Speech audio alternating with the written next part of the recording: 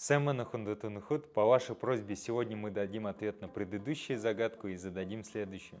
Итак, предыдущая загадка. Хыхыдым не нетан, абхадым не хуры. Когда засовываю мокрый, когда вытаскиваю сухой. Ответ хилеема варха. Выпекание хлеба в печи. Хыхыдым не нетан, абхадым не хуры.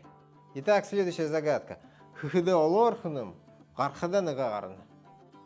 Обратите внимание, хыхыды отличается от хыхыдымни только последним слогом. В данном случае мы имеем долгую гласную, которая указывает на то, что вот это действие совершается одновременно с основным хыным, засовываю. Олор можно перевести как помногу. Получается, когда засовываю, делаю это помногу. Когда выходит, выходит один.